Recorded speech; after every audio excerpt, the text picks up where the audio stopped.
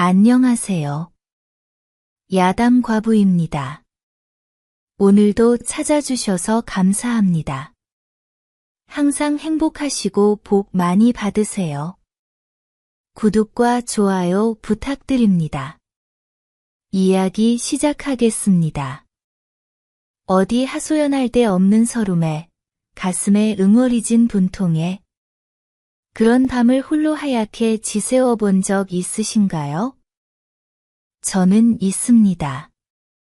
남편 먼저 떠나보내고 텅 빈 방 안에 홀로 앉아있으면 세상의 모든 소리가 다 나를 겨누는 창칼처럼 느껴지던 그런 밤들이 있었지요.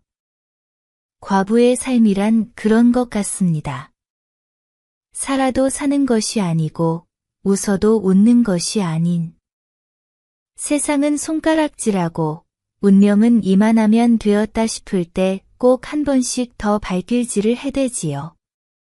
하지만 오늘 제가 들려드릴 이야기는 그런 우리네 여인들에게, 특히 과부들에게 한 줄기 빛이 되어주는 이야기랍니다.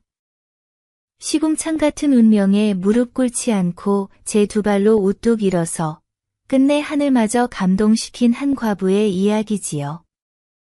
사람들은 팔자속관이라지만 저는 이 이야기를 들은 후부터 그 말을 믿지 않게 되었습니다. 자, 그럼 그 여인, 옥빈의 이야기를 시작해볼까요? 때는 바야흐로 바람도 팔자소관이라 푸념하던 조선 중기. 도성인 한양의 심장, 저 광화문 앞 저작거리는 아침부터 밤까지 인파로 들끓었어. 비단옷 차려입은 양반님네부터 등짐진 장사치, 발빠른 왈패들까지 온갖 인간 군상이 뒤섞여 만들어내는 소음과 먼지로 하루도 조용할 날이 없었지. 하지만 그 화려한 저작거리의 빛이 닿지 않는 곳, 광화문 다리 밑에는 또 다른 세상이 있었어. 바로 세상에서 버림받은 이들의 마지막 종착지, 거지 움막이라. 그곳에 옥빈이라는 한 과부가 있었지요. 20살 꽃다운 나이에 역병으로 남편을 여의었으니 그 심정, 저도 조금은 알 것 같습니다. 시댁에서는 애군을 몰고 왔다며 머리채를 잡아 대문 밖으로 내쫓았고 의지할 친정은 그 몹쓸 역병에 온 집안이 풍비박산 나버렸어. 그야말로 하늘 아래 의지할 곳 하나, 발 뻗고 누울 땅 한 떼기 없는 신세였지. 결국 그녀가 닿은 곳이 바로 이 다리 밑이었어요. 차가운 돌바닥이 그녀의 잠자리였고 사람들의 경멸 섞인 눈초리가 이불이었으며 텅 빈 뱃속에서 울리는 허기는 지긋지긋한 노랫가락이었지. 밤이 되면 옥빈은 생각했어. 내 팔자가 어찌 이리도 기구한가. 전생에 대체 무슨 큰 죄를 지었기에. 눈을 감으면 행복했던 찰나의 기억들이 아른거려 서름이 북받쳤고 소리 없는 눈물만이 흙먼지 낀 베개를 적셨다네. 그곳에는 옥빈만 있는 것이 아니었어. 저마다 기구한 사연을 품은 이들이 50명은 좋게 넘었지. 한쪽 눈을 실명한 채 퉁명스러운 표정 뒤에 외로움을 감춘 짝눈이 최영감도 있었고 젊은 시절 양반된 말에 채여 다리를 절게 된 절뚝이 동이도 있었어. 최영감은 본래 이름난 목수였으나 믿었던 동료의 배신으로 관아에 밑보여 모든 걸 잃고 거리로 나앉은 신세였지. 동이는 그저 성실한 농사꾼이었으나 제 잘못도 아닌 사고로 평생을 놀림감으로 살아야 했어. 그들은 서로를 가족이라 부르면서도 굶주림 앞에서는 짐승처럼 돌변하기도 했지. 썩은 무조각 하나를 두고 머리채를 잡고 싸우기 일쑤였고 어젯밤 동료가 오늘 아침 차가운 시신으로 발견되어도 슬퍼할 겨를 없이 그의 남은 밥그릇을 먼저 챙기는 것이 다리 밑의 생리였어.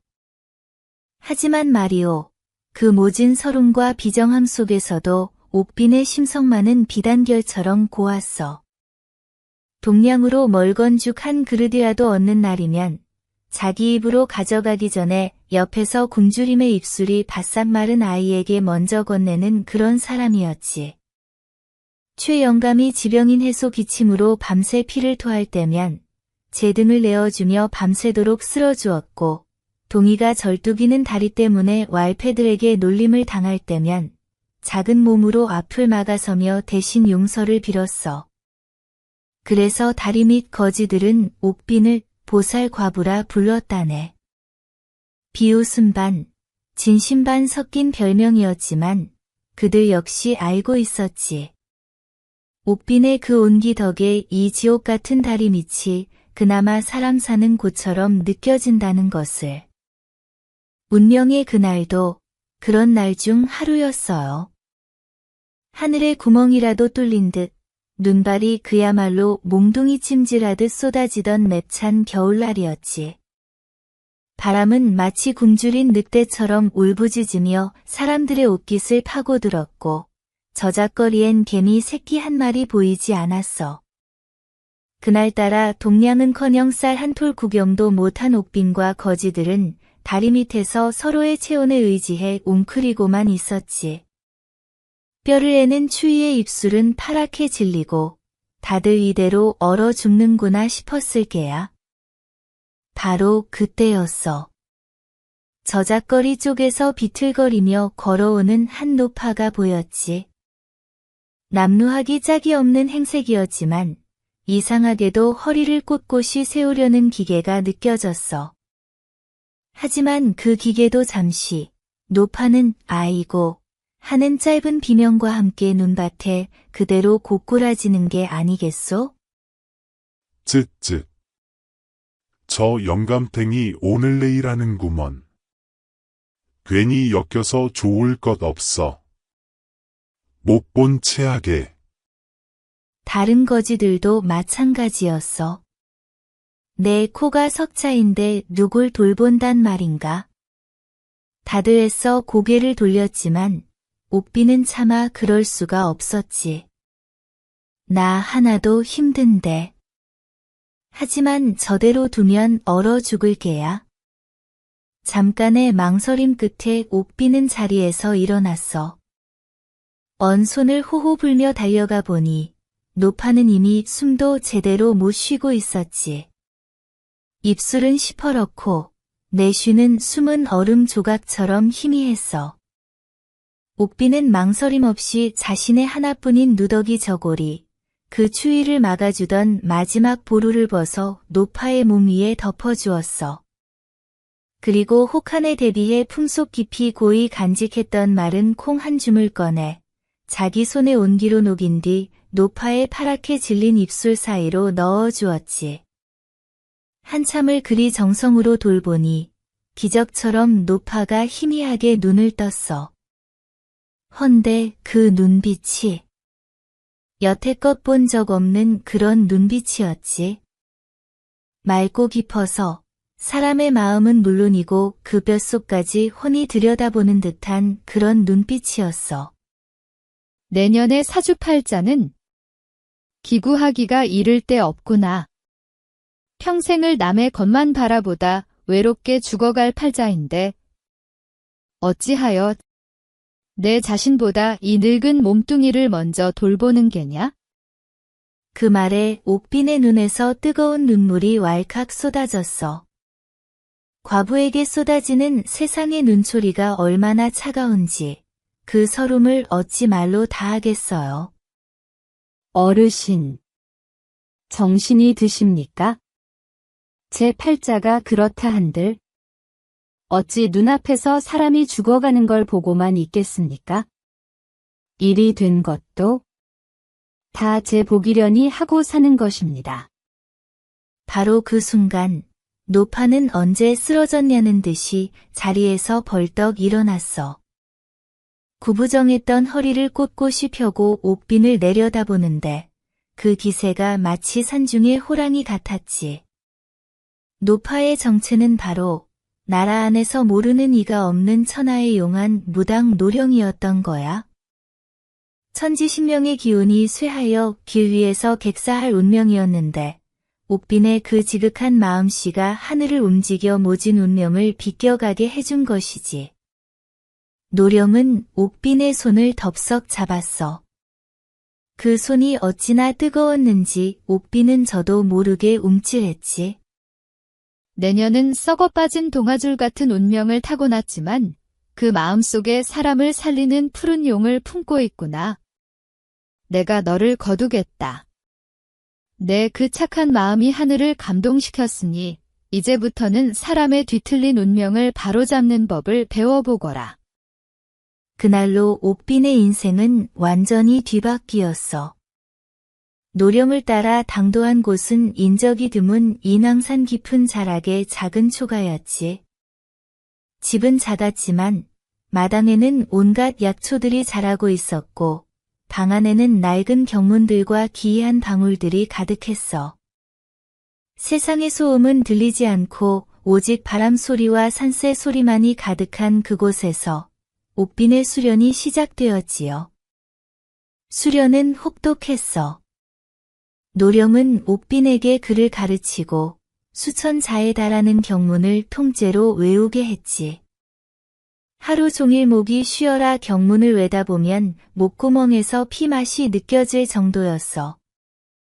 밤에는 차가운 폭포수 아래에서 몇 시즌씩 앉아 명상을 해야 했고 며칠씩 곡기를 끊고 오직 신의 기운을 느끼는 훈련을 했지. 옥빈은 여러 번 포기하고 싶었어. 다리 밑에 배고픔보다 더한 고통이었지. 하지만 그때마다 노령은 불호령을 내렸어. 고작 이 정도로 무너질 것이냐. 사람의 운명을 다루는 일은 내 목숨을 내놓는 것과 같다. 내 정신이 칼날처럼 서지 않으면 되레 내가 잡기에 잡아먹히고 말 것이다. 가장 힘든 것은 영안을 뜨는 훈련이었어. 노령은 옥빈을 공동묘지 한가운데에 데려다 놓고 밤을 새우게 했지. 처음에는 어둠 속에서 들려오는 기이한 소리에 온몸이 사시나무 떨듯 떨렸어. 하지만 시간이 지나자 보이기 시작했지. 억울하게 죽은 넋들이 내뿜는 푸르스름한 한의 기운이 병든 자에게서 피어오르는 검은 죽음의 그림자가 그 모든 것을 맨정신으로 받아들여야 했어. 그들의 슬픔, 분노, 고통이 파도처럼 밀려와 옥빈은 며칠씩 알아눕기 일쑤였지. 하지만 그녀는 그 고통 속에서 중요한 것을 깨달았어.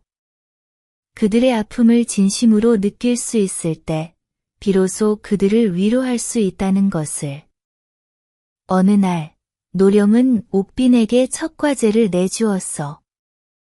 아랫마을 김초시 댁의 어린 딸이 몇 달째 원인 모를 병으로 시름시름 앓고 있다는 것이었지. 가서 그 아이를 고쳐보거라.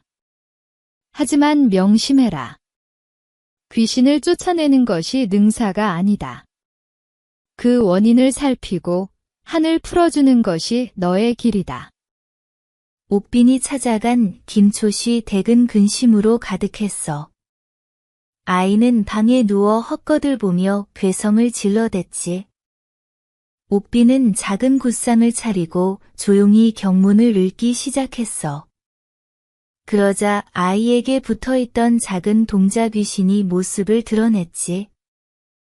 다른 무당이라면 팥을 뿌리고 칼춤을 추며 쫓아내려 했겠지만 옥빈은 달랐어. 그녀는 동자 귀신에게 말을 걸었지. 어찌하여 이 아이를 괴롭히느냐? 너의 억울함이 무엇이냐? 알고 보니 그 동자 귀신은 몇 해 전 홍역으로 죽은 이웃집 아이였어. 생전에 김초시 댁딸과 가장 친한 동무였는데 죽어서도 외로움을 이기지 못해 친구 곁을 맴돌다 그만 해를 끼치게 된 것이었지. 옥빈은 아이의 부모를 설득해 작은 인형과 옷가지를 태워주며 동자 귀신의 넋을 달래주었고 그제야 아이는 평온을 되찾았다고 해. 이 일을 지켜본 노령은 비로소 미소를 지었어. 되었다. 너는 이제 산을 내려가도 좋다. 너에게는 사람의 아픔을 헤아리는 마음이 있다. 그것이야말로 천만금보다 귀한 너의 가장 큰 무기이니라. 산을 내려온 옥빈의 명성은 입소문을 타고 조용히 퍼져나갔어. 그녀는 큰돈을 받지 않았고 가난하고 억울한 이들의 작은 청을 마다하지 않았지. 그러던 어느 날 그녀의 초라한 거처로 군관들이 들이닥쳤어. 바로 조정의 실세인 이조판서 대감댁에서 보낸 사람들이었지. 이조판서에게는 금지옥엽 외아들이 하나 있었는데 몇 달 전부터 원인 모를 병으로 자리에 누워 나날이 쇠약해지고 있었던 거야. 용하다는 의원은 물론 전국에 내로라 하는 무당들까지 불러 구술했지만 차도가 없었지. 어떤 무당은 조상묘를 잘못 써서 그렇다 하고 어떤 무당은 터가 문제라며 집을 거의 반쯤 허물기도 했어. 하지만 아들의 병세는 더욱 악화될 뿐이었지. 마지막 지푸라기라도 잡는 심정으로 판서는 소문 끝에 옥빈을 부른 것이었어. 판서 댁에 들어서자 으리으리한 기와집의 위세와는 달리 집안 전체에 무겁고 음습한 기운이 감돌았어. 판서는 옥빈의 허름한 행색을 보고는 반신반의하는 눈치였지. 사내들이란 늘 그렇지요. 여인의 힘을 얕보다가 큰 코 다치기 마련입니다. 내년이 그리 용하다는 무당이냐? 만약 내 아들을 고치지 못하면 내년의 목숨도 부지하기 어려울 것이다. 옥빈은 묵묵히 고개를 숙이고 아들이 누워있는 방으로 향했어. 방에 들어서는 순간 옥빈은 온몸에 소름이 돋는 것을 느꼈지. 병자의 몸에서 나오는 기운이 아니었어. 그것은 지독한 원한, 수십 년 묵은 한이 서려있는 기운이었지. 옥빈은 작은 쌀 한 그릇을 놓고 조용히 방울을 흔들었어. 그러자 누워있던 판서 아들의 입에서 소년의 것이 아닌 젊은 여인의 목소리가 흘러나왔어. 이 집에서 나갈 수 없다. 내 억울함을 풀기 전에는 절대로. 판서와 가족들은 기겁했지만 옥빈은 침착하게 물었지. 누구신지 모르오나 그 한을 제게 말씀해 주십시오. 제가 풀어드리겠습니다. 여인의 넋이 들려준 이야기는 끔찍했어. 그녀는 30년 전 이조 판서의 아버지가 젊은 시절 욕심을 부려 빼앗은 땅의 주인이었던 과수댁의 딸이었지. 판서의 아버지는 땅을 빼앗고 저항하던 과수댁을 모함하여 옥에 가두어 죽게 했어. 갈 곳 없어진 딸은 이 집에 몸종으로 들어왔으나 결국 억울함을 이기지 못하고 스스로 목을 메어 죽었고 그 시신은 쉬쉬하며 이 집 사랑채 기둥 밑에 안매장되었다는 것이었어. 그녀의 한이 수십 년간 쌓이고 쌓여 마침내 그 집안의 대를 끊기 위해 가장 귀한 손자에게 붙은 것이었지. 이야기를 들은 판서는 얼굴이 새하얗게 질렸어. 그는 아버지의 악행에 대해 어렴풋이 알고 있었지만 애써 외면해왔던 거야. 대감. 아드님을 살릴 길은 오직 하나입니다. 지금이라도 선친의 죄를 인정하고 저 여인의 넋을 위로해주는 것입니다. 사랑채 기둥 밑을 파서 유골을 수습하고 양지 바른 곳에 정성껏 묻어주고 그녀의 넋을 달래는 천도굿을 올려야 합니다. 가문의 치부를 드러내라는 말에 판서는 길길이 날뛰었지. 하지만 아들이 금방이라도 숨이 넘어갈 듯하자 결국 눈물을 머금고 옥빈의 말에 따르기로 했어. 과연 사랑채 기둥 밑을 파자 곱게 썩은 여인의 유골과 비녀 한 자루가 나왔지.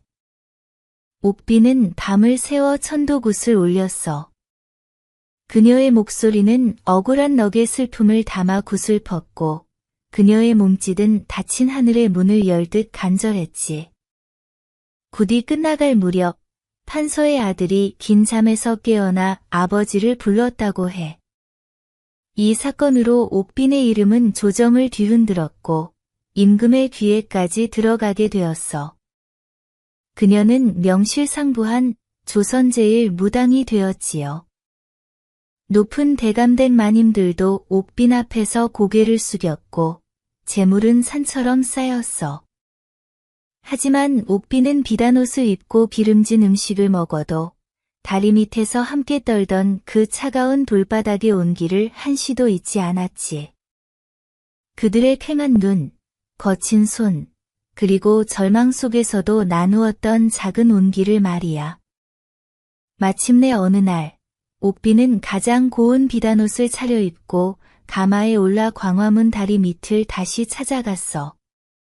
몇 년 만에 돌아온 그곳은 여전했지. 여전히 남루했고 여전히 절망의 냄새가 가득했어.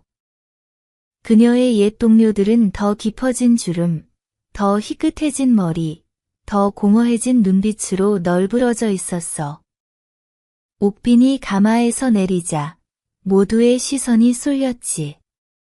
그들은 옥빈을 알아보지 못하고 동냥이나 하러 온 귀한 댁마님인 줄 알고 힘없이 손을 내밀었어. 옥빈은 목이 메어왔어. 그녀는 천천히 다가가 가장 먼저 짝눈이 최 영감 앞에 섰지. 영감님. 저 모르시겠습니까? 어느 댁 마님이신지 모르겠으나 우리 같은 거지들과는 나눌 말이 없소이다. 옥빈은 눈시울을 붉히며 그들의 이름을 하나하나 불렀지요. 최 영감님. 절뚝이 동이야? 나, 옥빈이요. 여러분, 저 옥빈입니다. 그 목소리. 잊을 수 없는 그 목소리에 모두의 행동이 멎었어. 절뚝이 동이가 가장 먼저 고개를 번쩍 들었지. 옥빈 누님. 정말 옥빈 누님이요. 그들이 고개를 들어 옥빈의 얼굴을 확인했을 때 그들의 눈은 믿을 수 없다는 듯이 커졌지. 꾀죄죄하던 거지 과부가 선녀처럼 변해 나타났으니 이게 꿈이냐 생시냐 하며 서로의 뺨을 꼬집어 볼 정도였지. 이내 그들은 서로를 부둥켜 안고 울기 시작했어. 기쁨과 서러움, 그리고 그동안의 세월이 뒤섞인 뜨거운 눈물이었지요. 옥빈은 옛 동료들을 하나하나 끌어안고 자신의 큰 집으로 모두 데려갔어.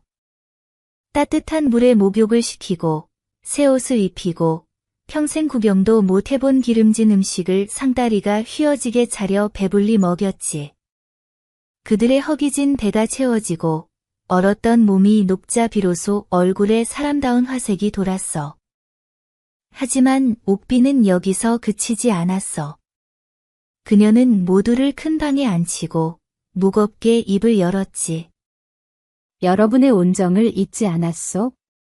나 혼자 이리 잘 먹고 잘 사는 것은 사람의 도리가 아니지. 내가 가진 재물은 여러분께 나누어 드리고도 남지만 돈이라는 건 있다가도 없는 뜬구름 같은 법. 오늘 내가 여러분의 뒤틀린 운명의 실타래를 내 모든 힘을 다해 바로잡아 드리겠소. 그날 밤 옥빈은 자신의 모든 실력을 쏟아부어 거대한 굿판을 벌였어. 굿판이라기보다는 차라리 하늘에 고하는 의식과도 같았지. 촛불이 방안을 대낮같이 밝히고 향냄새가 자욱한 가운데 옥빈의 구성진 목소리가 울려 퍼졌지. 그것은 단순한 굿이 아니었어. 꽉 막힌 운명의 물꼬를 터주는 개운굿이었지요. 그녀는 가장 먼저 최 영감의 앞에 섰어. 하늘의 신이시여. 굽어 살피소서. 이 사람, 최아무개는 본래 나라 제일의 목수가 될 손재주를 타고났으나 간악한 동료의 모함에 억울한 누명을 쓰고 한쪽 눈의 빛과 함께 평생의 업을 잃었나이다. 그의 눈을 가렸던 억울함의 장마가 걷혀라. 그 손에 쇠망치와 정을 다시 쥐어주노라. 옥빈의 외침이 끝나자 최 영감은 갑자기 아이고, 세상이 보인다. 흐릿했던 오른쪽 눈이 세상이 보여. 소리치며 제 눈을 비볐어. 그의 손은 마치 홀린 듯 허공에서 무언가를 깎고 다듬는 신용을 하고 있었지. 다음은 절뚝이 동이의 차례였어. 천지신명이시여. 이 사람, 동이는 성실한 농부의 아들이었으나 오만한 양반의 말발굽에 채여 평생을 절뚝이며 살아왔나이다. 그의 발목을 옥죄던 숙명의 쇠사슬아, 끊어져라. 이제 그에게 대지를 힘껏 디딜 두 발을 돌려주시어 천하를 누비는 상인이 되게 하소서. 말이 끝나기 무섭게 동이는 자신도 모르게 벌떡 일어나 방안을 성큼성큼 걷고 있었어.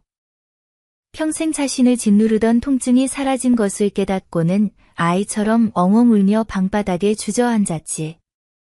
옥비는 밤을 새워 한 사람의 꼬여버린 운명을 풀어주었어.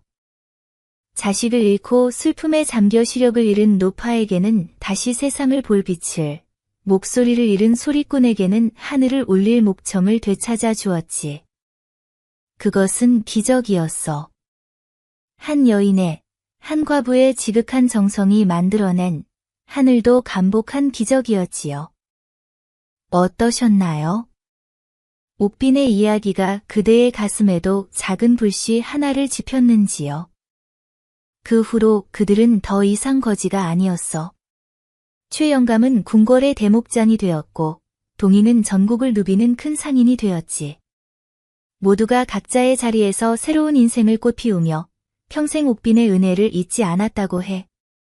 옥빈은 조선 제일 무당으로 살면서 억울한 자의 편에 서고 가난한 자의 운명을 보듬어주다 스승 노령의 곁으로 평안히 돌아갔다고 전해지네요. 사람들은 팔자속관이라지만 옥빈의 이야기는 우리에게 다른 것을 말해주고 있습니다.